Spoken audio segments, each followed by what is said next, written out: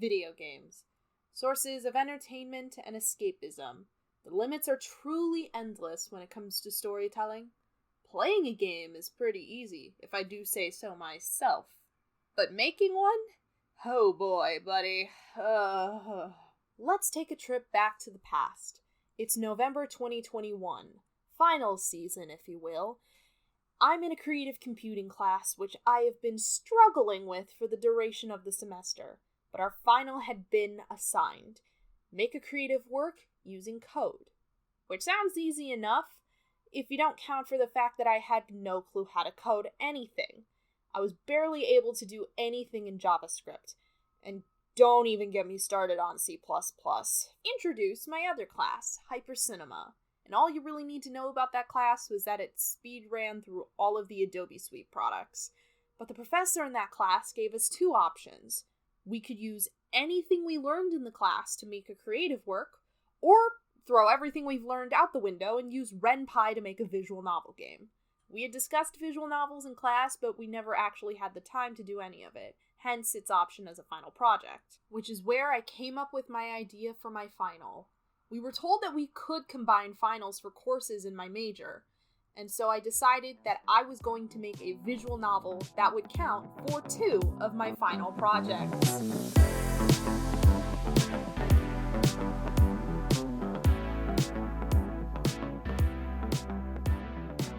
Before we talk about making a visual novel, though, we should probably take a minute to define what is a visual novel, especially for those who aren't accustomed with the genre. Typically, a visual novel is described as a form of digital, semi-interactive fiction. But what kind of definition is that? I can come up with a much better one. Visual novels are games that typically prioritize storytelling elements over gameplay. Instead of playing a character who's trying to defeat enemies, get the princess, win the prize, yada yada yada, you're just kind of progressing through a story beginning to end. I think a better way of describing it from there is like a digital interactive picture book. Personally, I think the most well-known subgenre of visual novels out there are dating simulators. But there are other really great examples of visual novel games that incorporate other elements alongside the narrative provided. So now that we've kind of gotten that out of the way, let's start with actually talking about the process. Ah, yes, pre-production. The planning stage. Every good project starts with a little bit of pre-production. At least that's what every single one of my college professors say. I'm not too sure what it is, but I've never really been the greatest at actually planning out my projects. I'm the kind of person who, once I get an idea of what I want to do, I just dive in head first and figure out all of the logistics later. But when you need a completed game done in under 2 weeks, you don't really have a lot of time to mull around and wait for the gods to bless you with your magnum opus of an idea. So I needed to start making decisions now. I ended up choosing to use my own original characters for my story Fright Night, which centers around this teenage ghost hunter taking down a cult that killed her best friend. But then, I remembered a little series of games that could serve as inspiration. So, as a wise man once said, let me tell you about Homestuck. No, I know. Just hear me out on this one, okay? Please hear me out. Alright then, I guess we're doing this the hard way then. The comic died. What are you doing? Dude! Like I was saying, the Homestuck team released 2 visual novel games. One called Hiveswap Friend Sim, and the other one called Pester Quest, which were basically platonic versions of dating simulators. In Friend Sim specifically, the game was used to introduce characters that would appear in the second chapter of their official game, Hiveswap. And there was the premise of my game. I was essentially going to do a platonic dating simulator. You would play as Ivy, the protagonist, accompanied by her dead friend Bradley, and you'd have the ability to meet and befriend 3 integral characters in my story: Min, Masaru, and Nora. From there, I basically had 2 options now. I could either plan out one full day in which Ivy could meet all 3 characters at some point, or I could make multiple endings for each individual character. I felt like I could handle multiple endings, so I did that. And because I hated myself, I decided I was gonna write 7 endings to the game, 2 for each character, and also a secret ending. Ultimately, I sorted out all of my paths into this neat little flowchart here that had all of the main beats of the plot. Now that I had the story figured out, what did I need to do to get it done? Well, everything. Most of the folks in my classes who decided to take on the visual novel project decided to do so with a partner or in a group. I was one of a couple people who decided to do the visual novel project on my own. It allowed me to have complete creative control over my project. But that basically meant I needed to write the story, code the story, make the art that included sprites, backgrounds, and assets, code the art into the game, and also patch as many bugs as I could before I needed to present my project.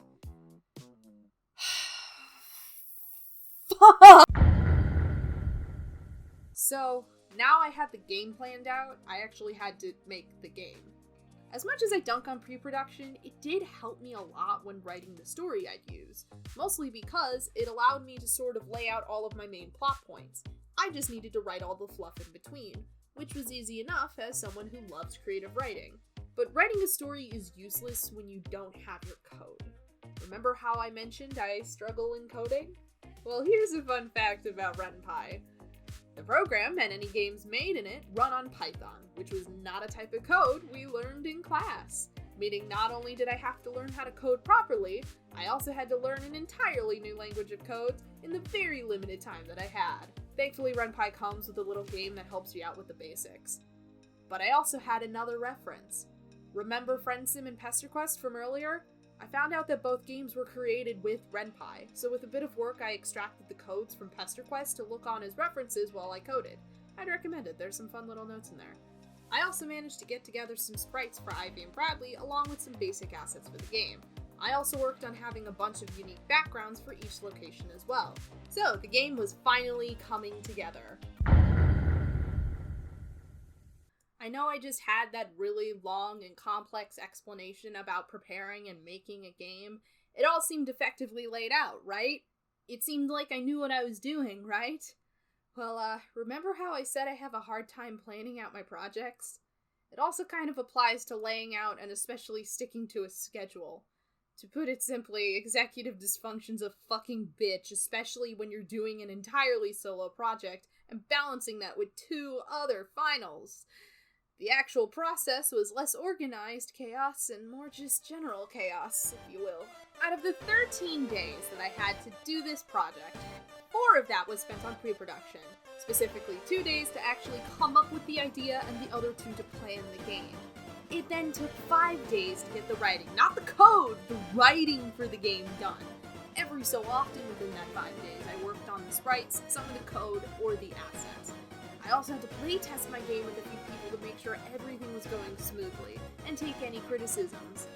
So by day 9, I was a little bit stressed. I realized there was no way I was going to get all of the sprites done for the 3 main characters, you know, the ones you're supposed to interact with. And I also resorted to using placeholder assets for the backgrounds.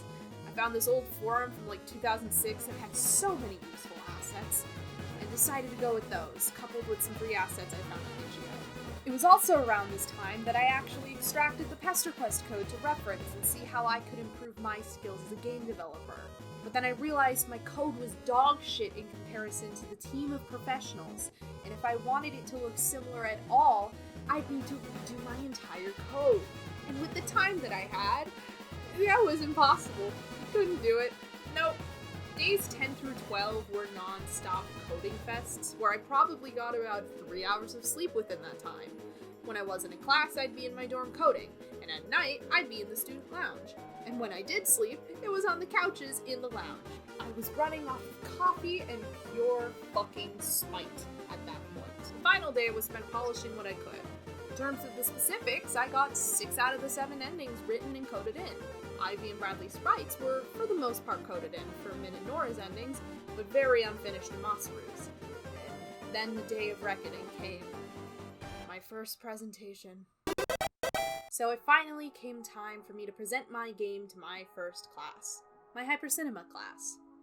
I had learned a few days beforehand that my game didn't need to be finished, but there needed to be enough content to provide a 5 to 10 minute demo, which was perfect.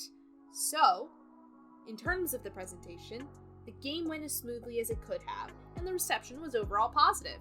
But let me tell you, friends, never, and I mean fucking never, underestimate the power of bullshitting. It can save your life, and it definitely saved mine that day. But for the second presentation, I had a day to put together a PowerPoint and further polish the game. but very similar to the Hyper Cinema class, I bullshitted the entire presentation and got a lot of positive feedback, so they went relatively well. But I think the most important part about all of this is that I passed. I passed with flying colors, and that's what I needed. Looking back on it all, I'm actually impressed that I managed to pull it off. As for the game, I really didn't want to do anything coding related at all after that, and for a long while. Until recently, anyways. In my free time, I've been working on how I can improve the game and make something that I could be proud of distributing. What's nice now is that there's no rush. I have as much time as I need to work on it. I can't say that the game will be released soon. Hell, I have no clue when it could ever be done since I'm balancing it with my current college life. But it'll come out one day. One day. But for those of you who are curious as to what the game looked like when I presented it, I put the files for the game down in the description below. Though be warned, the game does handle some sensitive topics, and on top of that, my writing really wasn't great back then. So, be warned, be safe, all of that. So that was a game I made, and this was a video I did. Do YouTubers still say feel free to like and subscribe? Hit the notification bell? I don't know, I'm out of touch at this point. But yeah, if you like my content, feel free to subscribe. I'm not entirely sure if I'm gonna make a lot of content that's like this, but I'd be willing to explore it. Yeah, I guess just have a good day, I guess. Bye!